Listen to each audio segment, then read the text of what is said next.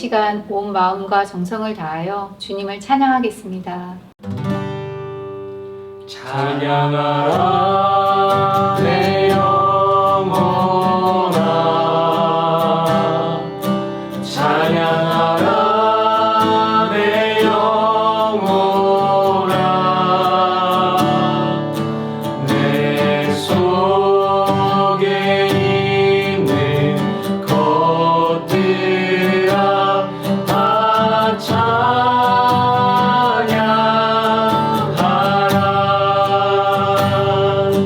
경배하라 내 영혼아,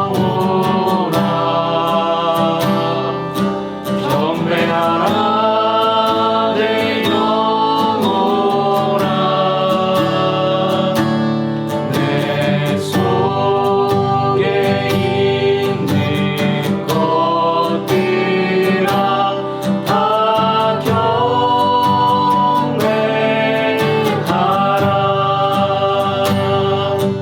감사하라 내 영혼아,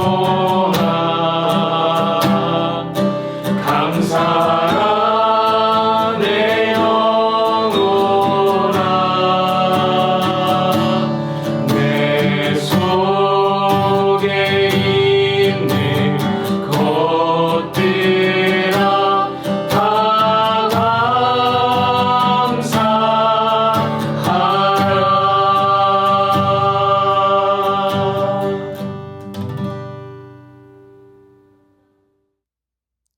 요한복음과 함께하는 21일의 사귐 21번째 아침입니다.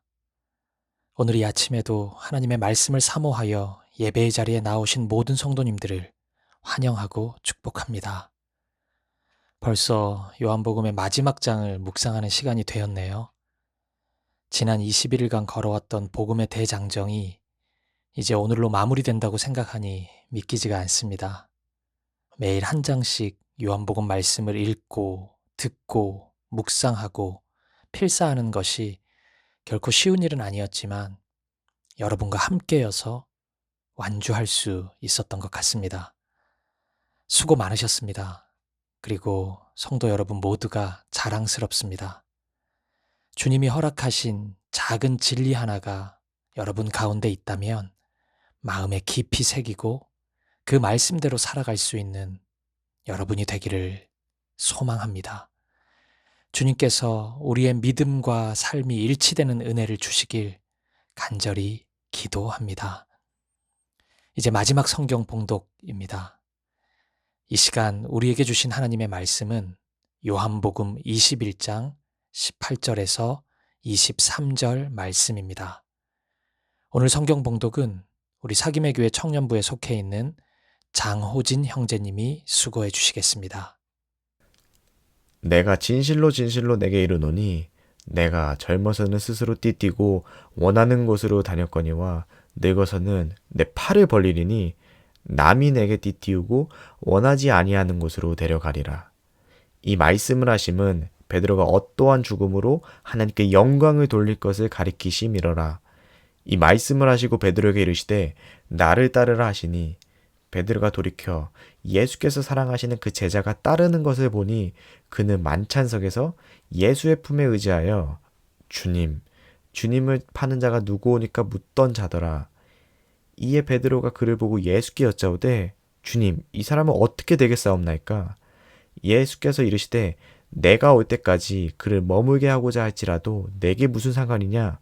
너는 나를 따르라 하시더라. 이 말씀이 형제들에게 나가서 그 제자는 죽지 아니하겠다 하였으나 예수의 말씀은 그가 죽지 않겠다 하신 것이 아니라 내가 올 때까지 그를 머물게 하고자 할지라도 내게 무슨 상관이냐 하신 것이더라. 오늘 본문은 요한복음 전체의 메시지를 요약하고 정리해주는 말씀이라고 할 수 있습니다. 요한복음 20장의 마지막 부분에서 요한은 요한복음의 기록 목적을 밝히죠. 그리고 왠지 거기서 요한복음의 메시지가 끝날 것 같은 느낌이었습니다. 그런데 요한은 다시 21장의 마지막 이야기를 이어갑니다. 요한이 21장을 기록한 첫 번째 이유는 아마도 베드로의 마지막 이야기를 우리에게 알려주고 싶은 마음이었을 것입니다. 베드로의 이야기는 예수님을 부인하는 것으로 끝나지 않았기 때문입니다. 예수님과 함께했던 너무나 아름다웠던 그 다음 이야기가 있었습니다. 그리고 이러한 요한의 마음은 성령님이 허락하신 마음입니다. 베드로와 같은 실수를 반복하는 우리를 향한 성령 하나님의 마음인 것입니다. 따라서 요한복음 21장은 베드로와 같은 인생을 살아가는 우리를 향한 요한복음이 전하는 복음의 결론이라고 할 수 있습니다. 어젯밤 수요 예배에서 나눈 것처럼 성경의 모든 질문은 결국 우리가 예수님을 사랑하는가? 이 질문을 향해 있습니다. 사랑의 주님이 생명을 주시기까지 저와 여러분을 사랑하십니다. 그리고 그 주님은 오늘 저와 여러분의 사랑의 고백을 듣고 싶어 하십니다.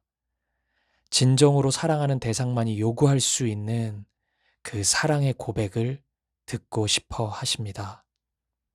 오늘 이 아침 주님을 사랑한다고 고백할 수 있으십니까?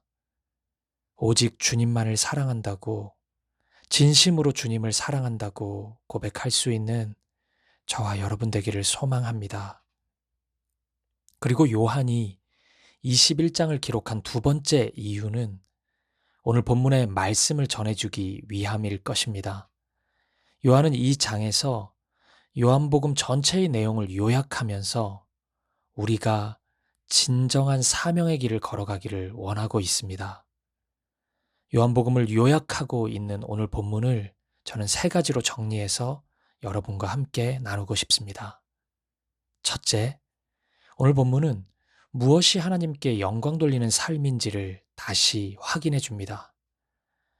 우리는 이미 예수님의 죽음이 하나님께 영광이 된 것을 확인했습니다. 예수님의 십자가는 사람들의 눈에는 죽음이었지만 하나님께는 생명이었습니다. 사람들의 눈에는 비참한 저주였지만 하나님께는 구원이었습니다. 사람들의 눈에는 실패요 패배였지만 하나님께는 성공이요 승리였습니다. 십자가는 하나님의 영광이었습니다.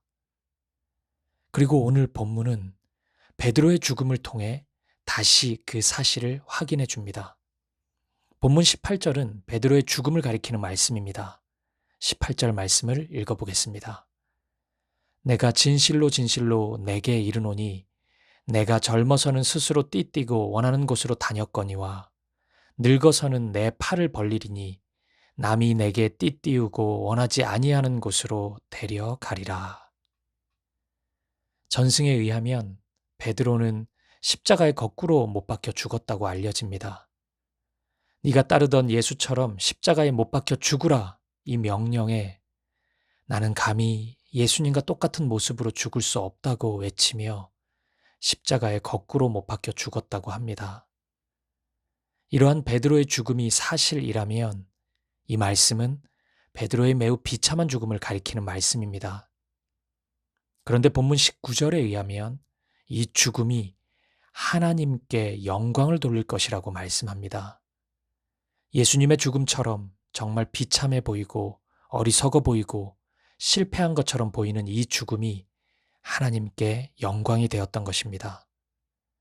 베드로의 죽음을 두고 세상 사람들은 한평생 예수만 따라다니고 예수만 전하다가 결국은 저렇게 죽는구나 조롱했을지도 모르겠습니다. 하지만 여러분, 베드로의 죽음은 하나님께 영광이 되었습니다. 성경은 죽음의 방법에는 결코 선하고 악한 것이 있지 않음을 말씀해 줍니다. 믿음의 길을 걷는 사람도 우리가 보기에는 비참해 보이는 죽음을 맞이할 수도 있습니다. 예수 믿는 사람도 사고가 날 수도 있고 예수 믿는 사람도 건강을 잃을 수 있습니다. 따라서 죽음의 방법만으로 복을 받지 못했다, 하나님께 영광이 되지 못했다 단언해서는 안 됩니다. 하지만 성경이 분명히 단언하는 사실이 있습니다. 어떤 삶을 살다가 죽음을 맞이하는지에 대해서입니다. 한평생 예수님을 따르다가 삶을 마감하는 것만큼 하나님 보시기에 아름다운 죽음은 없습니다. 그렇기에 믿음의 사람이 맞이하는 죽음은 어떠한 죽음이든지 하나님께 영광이 되는 것입니다. 사랑하는 여러분, 우리 모두가 한평생 예수님이 걸어가신 길, 오직 하나님께 영광을 돌리는 그 길을 걸어갈 수 있기를 바랍니다. 바울 사도가 고백한 것처럼 예수님의 흔적이 남는 삶을 살아가는 저와 여러분 되시기를 간절히 축복합니다. 둘째, 본문은 예수님을 따르는 것이 우리 모두의 사명임을 말씀해 줍니다. 본문 19절의 말씀을 다시 보시겠습니다. 이 말씀을 하심은 베드로가 어떠한 죽음으로 하나님께 영광을 돌릴 것을 가리키심이러라. 이 말씀을 하시고 베드로에게 이르시되 나를 따르라 하시니. 예수님은 베드로를 향해 나를 따르라고 말씀하십니다. 이미 예수님은 베드로에게 나를 사랑하느냐고 3번 물으셨습니다. 예수님을 3번 모른다 했던 베드로에게 정확히 3번 사랑을 확인하셨습니다. 그리고 그 사랑을 확인하신 후 예수님은 내 양을 치라, 내 양을 먹이라고 목양의 사명을 주십니다. 따라서 오늘 본문에서 말씀하시는 나를 따르라는 명령은 목양의 길을 걸어가라는 사명을 다시 확인시켜주는 말씀입니다. 그리고 이 말씀은 베드로를 넘어 우리 모두를 향한 주님의 말씀입니다. 오늘 우리가 섬기고 돌봐야 할 우리에게 맡겨주신 양은 누구입니까? 우리는 어떤 삶으로 주님을 따라야 합니까? 어제 새벽 말씀에서 나눈 것처럼 예수님은 마지막으로 우리의 마음에 사명을 각인시켜 주십니다. 마치 오늘 본문은 사명을 절대로 잊어서는 안 된다 외치시는 것처럼 느껴집니다. 가끔 예수님 믿고 천국 가는 것이 유일한 목표인 것처럼 말씀하시는 분들이 있습니다. 하지만 여러분, 천국 가는 것이 하나님의 유일한 계획이었다면 우리는 예수님을 믿는 순간 죽는 편이 나을 것입니다. 빨리 천국에 갈 수 있기 때문입니다. 그런데 오늘 우리가 생명을 가지고 이 하루를 살아가는 이유는 무엇일까요? 우리의 사명이 있기 때문입니다. 이 하루 하나님 나라를 위해 우리가 할 일이 있기 때문입니다. 사랑하는 여러분, 사명자의 걸음보다 아름다운 인생의 걸음은 없습니다. 사명을 붙잡고 주님을 따르는 우리 모두가 되기를 소망합니다. 사도행전 20장 24절에 바울의 고백이 오늘 우리의 고백이 되기를 간절히 소망합니다. 내가 달려갈 길과 주 예수께 받은 사명, 곧 하나님의 은혜의 복음을 증언하는 일을 마치려 하면은 나의 생명조차 조금도 귀한 것으로 여기지 아니하노라. 아멘. 이 말씀 후에 베드로는 한 가지 질문을 더 합니다. 옆에 있는 요한의 인생은 어떤 결말을 맞이하게 되는지에 대한 질문이었습니다. 이에 대해 예수님은 이렇게 말씀하십니다. 본문 22절입니다. 예수께서 이르시되 내가 올 때까지 그를 머물게 하고자 할지라도 내게 무슨 상관이냐? 너는 나를 따르라 하시더라. 이 말씀은 베드로의 사명과 요한의 사명이 다를 수 있음을 암시하는 말씀입니다. 큰 틀에서 보면 베드로와 요한의 삶은 같은 십자가의 길이지만 자세히 보면 하나님이 부르신 사명이 모두 달랐습니다. 그리고 이것이 바로 본문이 말씀해 주는 3번째 강조점입니다. 사랑하는 여러분, 베드로에게 주신 사명이 있고 요한에게 주신 사명이 있습니다. 베드로는 목자가 될 것이고 요한은 예언자가 될 것입니다. 베드로는 설교자가 될 것이고 요한은 저술가가 될 것입니다. 베드로는 교회의 기초를 닦는 증인이 될 것이고 요한은 신실한 작가가 될 것입니다. 베드로는 순교의 자리로 나아갈 것이고 요한은 오랫동안 살다가 고요하고 평온하게 죽음을 맞이하게 될 것입니다. 우리도 그렇습니다. 모두가 다 똑같은 사명을 받은 것이 아닙니다. 모두가 다 저와 같은 목사가 될 필요는 없습니다. 그리고 모두가 다 선교사가 될 필요도 없습니다. 목사이기에 더 하나님께 영광을 돌리는 것도 아니고 세상에 직업을 가졌다고 해서 하나님께 덜 영광을 돌리는 것도 아닙니다. 그 자리가 하나님이 부르신 자리라면 거기서 예수님을 따르는 삶을 살아가면 되는 것입니다. 우리 모두가 각기 주님의 부르심에 따라 부르신 그 자리에서 신실한 믿음의 삶을 살아가면 되는 것입니다. 따라서 나와 같은 사명의 모습이 아니라고 해서 그를 비난하거나 무시해서는 안 될 것입니다. 나의 열정에 미치지 못한다고 해서 그 사람이 공동체에 무익한 것도 아닙니다. 내가 가지고 있지 않은 것을 그 사람이 가질 수 있고 그를 통해서만 이루시는 하나님의 뜻이 있을 수 있기 때문입니다. 우리는 다만 나를 따르라는 주님의 말씀에 순종하는 삶을 살면 되는 것입니다. 사랑하는 여러분, 요한복음의 마지막 시간, 주님은 우리에게 물으십니다. 네가 나를 사랑하느냐? 이 질문에 네 주님, 당신만을 사랑합니다. 고백하는 우리이기를 소망합니다. 십자가의 길을 걸으며 하나님께만 영광 돌리는 저와 여러분 되시기를, 오직 주님만을 따르는 사명자의 길을 걷는 우리가 되기를, 서로를 비교하기보다는 서로를 인정하고 격려하며 함께 아름다운 하나됨의 하모니를 이루어가는 우리 사귐의 교회가 되기를 소망합니다. 지난 21일 정말 수고 많으셨습니다. 이토록 아름다운 요한복음을 듣고 읽고 묵상하고 필사하게 하신 하나님께 감사드립니다. 모든 영광을 오직 예수님께만 올려드립니다. 기도하시겠습니다.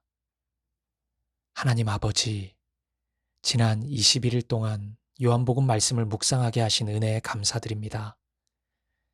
세상의 시선에 의해 삶의 방향이 결정되지 않게 하시고 우리의 모습이 사람이 아닌 하나님께 어떻게 비춰질지를 고민하고 과연 하나님께 영광이 되는지를 질문하는 우리가 되게 하옵소서. 나를 따르라는 주님의 말씀 앞에 늘 주저하고 있는 우리의 모습을 발견합니다. 오늘부터 결단합니다. 머뭇거리지 않겠습니다. 호흡 있는 동안 오직 주님만을 찬양하겠습니다. 주님만 따라가는 우리가 되겠습니다. 다른 이의 사명과 나의 사명을 비교하기보다는 나에게 주신 사명을 감사하게 하시고 믿음의 형제 자매들과 함께 서로를 격려하며 예수님을 따라가게 하옵소서. 주님, 감사합니다. 우리에게 요한복음을 가까이 할 수 있는 은혜를 주셔서 감사합니다.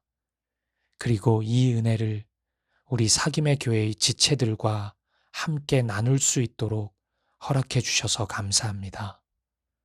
모든 영광을 오직 하나님께 올려드립니다. 예수님의 이름으로 기도합니다. 아멘. 이어서 요한복음 21장 말씀을 함께 읽고 필사하며 하나님의 말씀 앞으로 나아가겠습니다.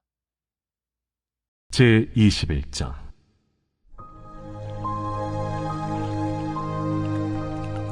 그 후에 예수께서 디비랴 호수에서 또 제자들에게 자기를 나타내셨으니 나타내신 일은 이러하니라. 시몬 베드로와 디두모라 하는 도마와 갈릴리 가나 사람 나다나엘과 세베대의 아들들과 또 다른 제자 둘이 함께 있더니 시몬 베드로가 나는 물고기 잡으러 가노라. 우리도 함께 가겠다 하고 나가서 배에 올랐으나 그날 밤에 아무것도 잡지 못하였더니 날이 새어갈 때에 예수께서 바닷가에 서셨으나 제자들이 예수이신 줄 알지 못하는지라. 얘들아, 너희에게 고기가 있느냐? 없나이다. 그물을 배 오른편에 던지라. 그리하면 잡으리라. 하시니 이에 던졌더니 물고기가 많아 그물을 들 수 없더라. 예수께서 사랑하시는 그 제자가 베드로에게 이르되 주님이시라. 시몬 베드로가 벗고 있다가 주님이라 하는 말을 듣고 겉옷을 두른 후에 바다로 뛰어내리더라. 다른 제자들은 육지에서 거리가 불과 한 50칸쯤 되므로 작은 배를 타고 물고기 든 그물을 끌고 와서 육지에 올라보니 숯불이 있는데 그 위에 생선이 놓였고 떡도 있더라. 지금 잡은 생선을 좀 가져오라. 시몬 베드로가 올라가서 그물을 육지에 끌어올리니 가득히 찬 큰 물고기가 153마리라. 이같이 많으나 그물이 찢어지지 아니하였더라. 와서 조반을 먹으라. 제자들이 주님이신 줄 아는 고로 당신이 누구냐 감히 묻는 자가 없더라. 예수께서 가셔서 떡을 가져다가 그들에게 주시고 생선도 그와 같이 하시니라.